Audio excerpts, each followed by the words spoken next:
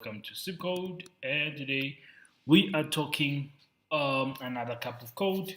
We'll be having conversation around HTTP interceptors, what they are, what they look like, what are they for, what their use cases, and how you can utilize them within your Springboot microservices architecture. So, without wasting any of your time, let's get right into it. So, as always, what we do is start from the initializer. So we have our configuration set up here. So let's get to the project. So the project is Maven based. The language is Java. The Spring Boot version is 3.3.5. So I will always recommend the latest stable version. So please always go for that. And then we have the project metadata. The group is com.zip code. Artifact is interceptor microservice. And this is a demo project. So we are just doing a tutorial on how you can utilize HTTP interceptors. So the packaging is jar. Java version is 17. Always go for the latest stable version and for long-time support. And then going to the dependency side, we have DevTools, Lombok, Spring Web. So DevTools is for a live reload on our project changes. So when we make some changes on the fly, we can basically have the server just put up right there. Lombok, it allows us to have a boilerplate code, something like your access modifiers. That is basically your getters, your setters, and things like that. So we can have those annotated with shorthand via Lombok. So we're also going to have Spring Web, which is what we're going to use to create our RESTful web APIs. And we will scaffold one endpoint, which is essentially this endpoint right here, localhost 8080 /API, and we will hit this endpoint, and we will see interceptors manipulate or work on this endpoint, and we can basically try and use the same on your project. So let's go and see the repository for this. So the code base is available on GitHub. Just go to subcode repositories, and you just go to intercept microservice, and then you will find everything in there. Pull the code, play around with it, see how you can you can plug it into your side or implement in your project. So yeah, that's about it. Let's jump right into the code. So from the Spring Tool suite, we have the application.java, which is the main class.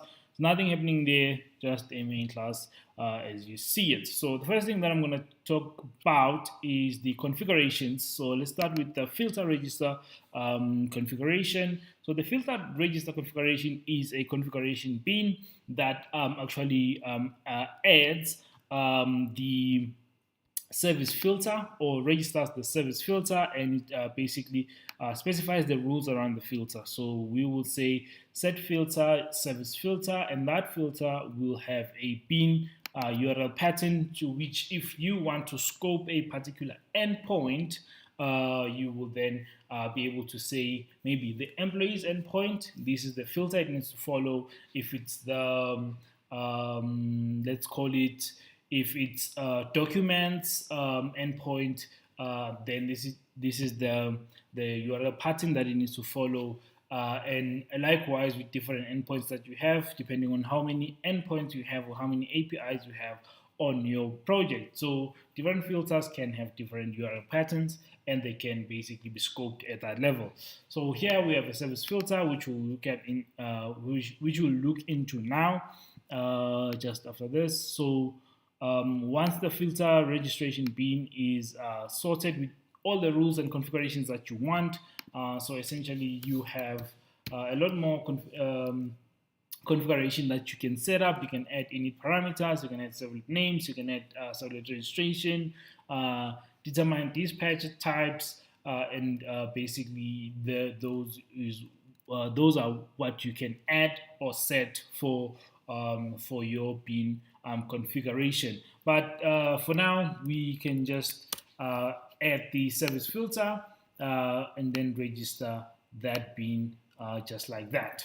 And once the service filter is registered, what you will see when you go to the service filter The service filter essentially extends a once per request filter, which is basically an interceptor that hits our request. So any API request that we submit, this service filter will intercept that and will take the request and also the response, and then pass that into the filter chain that is available for that request. So what we do is we want to, when we hit the service filter, we want to wrap the request. So we essentially cannot use the request verbatim as it comes, because then it's not cached. So the fact that it's not cached, it means once we manipulate that particular object as it is, we lose the essence of the actual request in the session. So what we do is we want to catch that request and manipulate it. Only after manipulation, then we send back the wrapped request into the original request. Then the servlet will handle that particular manipulated object after the fact. So here you will see that I log the info request filter, and then I wrap the content caching request wrapper, which is the actual object of the request, and also I wrap the response, because then what we are going to do is, based on your requirements, you will go and manipulate the incoming request or the outgoing response. So you need them wrapped so that when you pass them into the filter chain and you actually start the manipulation, you will see the manipulation just now. It's actually an object that is in a cache, and you're able to manipulate it as much as you can. Then once you are done, you push it back to the HTTP servlet request or response, depending on which direction your interceptor is going at that time. And you will see the directions that we can manipulate the request. So now that that is done, we pass that into the do filter, and you will see that the filter is then passed into, so let me see here, we are done. That is registered, the service configurer. So this just registered that. So the service filter, we are done. So the service interceptor, so the service filter, once it's done, is going to pass the request and response into the filter chain. And then the filter chain, what we'll do is, based on which direction you're going on the service interceptor, right? So the service interceptor will kick in after the filter chain, and it will basically pick up the request and response. So if you look at, let's say, service interceptor implements handler interceptor. So then this is a pre-handle, which means we are handling pretty much the request at this point, and then after completion, we are essentially handling the response. So this one is for the request, and then this one is for the response. So if you look at the pre-handle, what we do is we take in the HTTP servlet request and the HTTP servlet response, and then the object handler that we are basically working with. So the one thing that we do here, first things first, we log that I'm inside the pre-handle, and then I say if the request is an instance of the content caching request wrapper. Remember, the service filter has already wrapped the request into the respective objects that we actually want. And then in the service interceptor, we then check if the request is this instance. Then now we do the manipulation here. So manipulate custom request DTO, or check for entity parameters or attributes over here. So if, let's say, you have an object of an employee, and you always expect that the employee payload will always have an employee number. So here, after checking if the request is a wrapped object, we then say, because now we know what this object is, and we can basically get the actual request. And once we have the actual request, let's check if that request is an employee DTO with an employee number as well. So in here, once you have this guy, you can just say wrap.get content as string object DTO. So object DTO is essentially the object that we want. So let's say we have an employee. Let's just do employee DTO here quickly. So if we have employee DTO here, we can then assign the DTO, the wrapper, this wrap.get content as string. Obviously, this will be a string. And then what you can do here, you can have like an object mapper that you can say dot write as, and then you can basically pass in the string, and then you pass in the employee DTO dot class. So then here you can basically have the object mapper, and then the object mapper will then write the string of the actual content of this particular payload. If it's an employee DTO, then it will have it will assign that content, the string payload, into the DTO to the respective object that you have. And then once that object is there, then you can just say DTO.get, maybe let's say employee number, for example, and you can basically just check if this employee number is not null or something like that, right? So in this case, we're able to not only get generic payload across all our controllers and APIs within the application, but we can also go further to check that this payload, is it an employee, is it a, call it what, let's say maybe, is it a document request, is it an employee request, is it a registration request, is it a login request? Then based on the type of request that it is, you can basically then just assign it to the correct object and check for specific parameters, just like I commented here. You can check for entity attributes or parameters to make sure that they are there and they basically align to or conform to your specific business rules.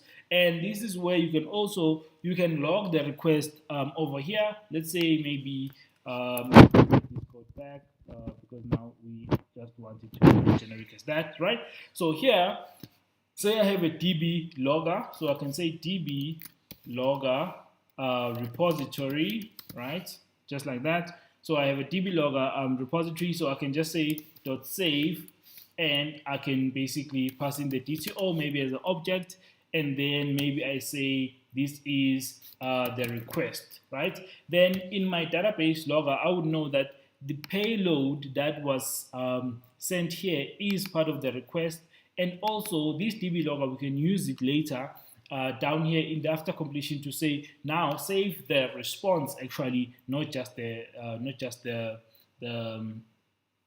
request, but also the response can be saved in the same way. So based on the business rules that you have, you can basically do a lot more manipulation at this point. But in this tutorial, we're just showing you how possible it is for you to get the request and the response and be able to manipulate and validate both of these on the fly, whilst you are able to just create your endpoints and use that accordingly. So once we're done with all the manipulation in here, we then just say return the handler interceptor.super.prehandle the request, the response, and the handler, and we then return that back into the request. So once that is back into the request, it will obviously go into some business logic. So before we go to the after completion, let's go to the controller so that you see what is happening there. So the controller is basically a REST controller, and it has a request mapping of API, just like we have here on our Postman. So you can see just API, and it's a GET mapping. So we have the GET mapping of response entity. And if you look here, there's absolutely nothing that we're doing. But there's a lot more that is unseen behind the scenes that is happening to make sure that we get the right response and we return the right or the correct payload back, and we also log the incoming request and the outgoing response. So let's say here I had, or let me rather just create another one. Let's say get that, let's say payload, right? Then I will say here, let me just do add request,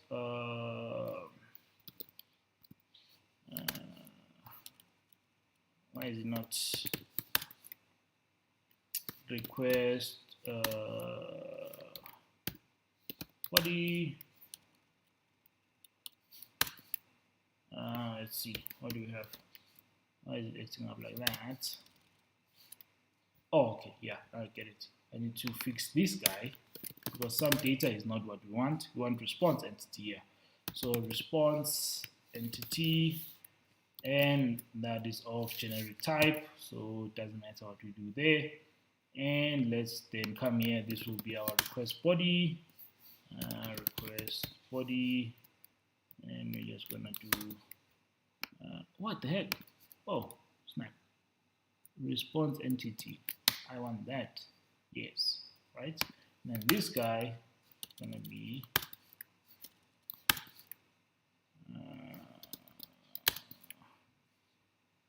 get method name. Let's see. So what else is going on? I need to fix actually my IDE. There's a lot that is happening here. Get home payload. Let's do that. Right, and then let's do at request body. Right, and then let's say maybe object, and we say payload. Let's call it payload. It doesn't matter. So this guy, why is it not? Let me just stop the application. So this guy, we're gonna say maybe let's do a map of string, and let's say string, right? Let's say response, and we're gonna say equals to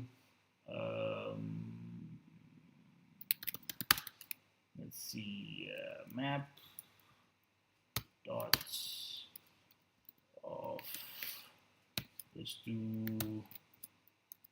let's see, let's say maybe employee, then let's do data, right? So this is what's worrying me with this stupid IDE sometimes, because it gets lost in the thing. So let's just import java.util, right? So that's fine. And this guy has no interest in resolving itself.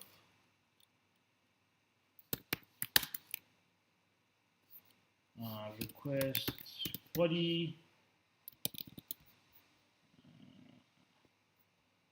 Why is it not loading that annotation?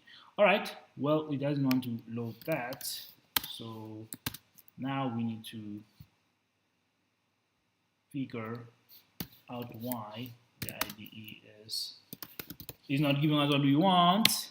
But essentially what we want is, once we have the request body here, I don't know why my IDE is lost, but once we have the payload, we can basically then say on the payload, because it's of object type, whatever object it is, we can then take that object, and in the interceptor here, we can check for that particular object, and if it is of that employee object or whatever object that you're expecting on the request body, you can then manipulate it here as I was showing you guys, and you will see that in here we don't specify anything about the interceptor or where it's coming from or where it's going. So in your project, you can have like a request like this that has like a request body and that particular request DTO or the object type that you want, and set up everything accordingly. So this, you can then validate that the request body that I have from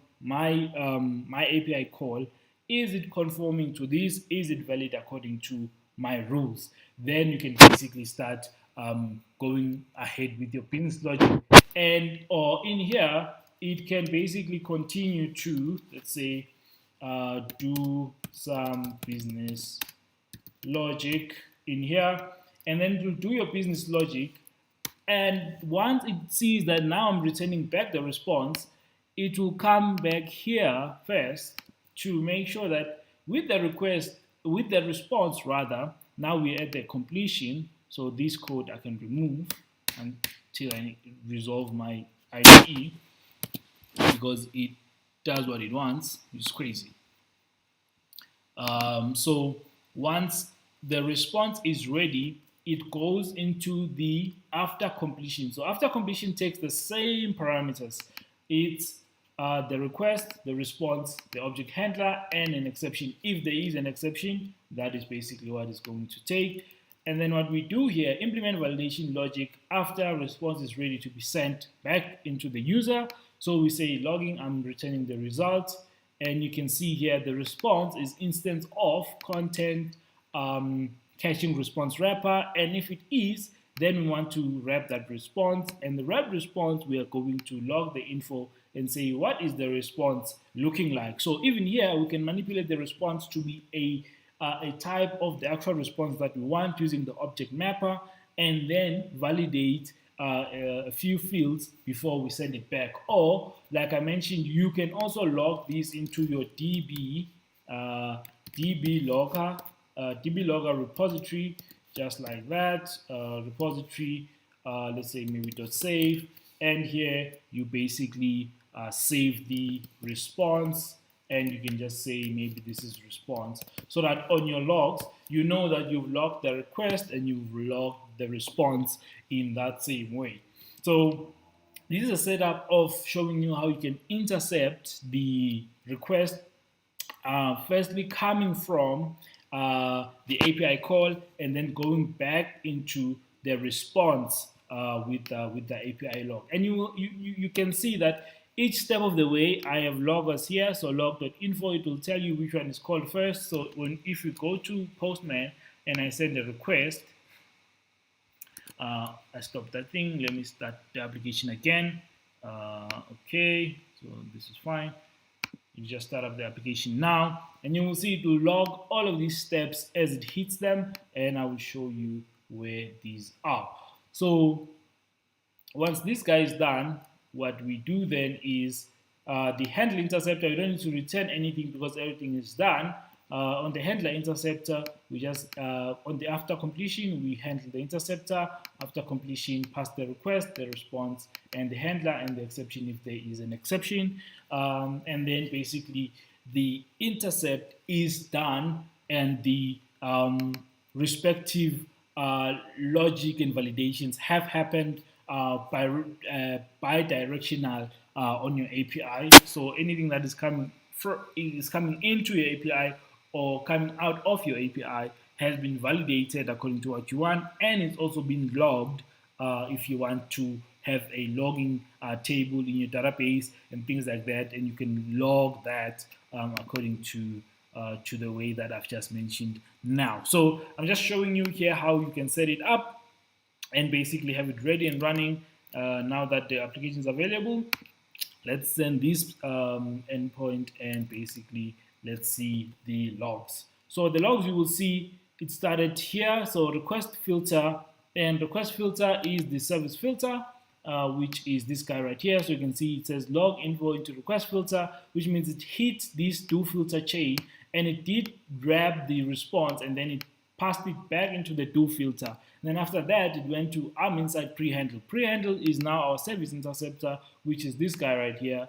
And you can see inside pre-handle log right there. And then now the next one is returning the result. So returning the result is in here in the after completion. So it says I'm returning the result, and you can see that it does the validation here, and then it basically sends back the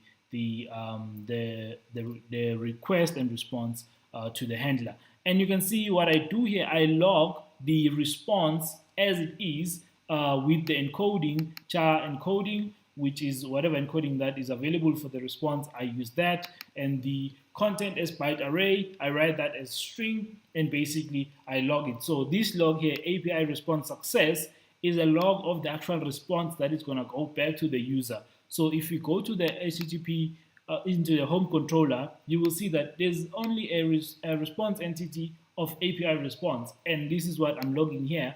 And this log is inside the interceptor itself after completion. So you will see that this log here is what the response is going to look like, and that response is sitting here in the controller. So you can see that the interceptor is very much aware of what is coming into your API and what is going out of from your API. So you can basically log all of these, do the necessary validations and checks, and make sure that everything is clean and sanitized before it touches your business logic or anything can work on it, or you want to make sure that nothing is exposed as far as your global security and configuration is concerned. So you can pretty much use the interceptor to validate and block some of those based on your requirements and your rules. So that's basically about it. With interceptors is essentially a way of us making sure that any payload that comes in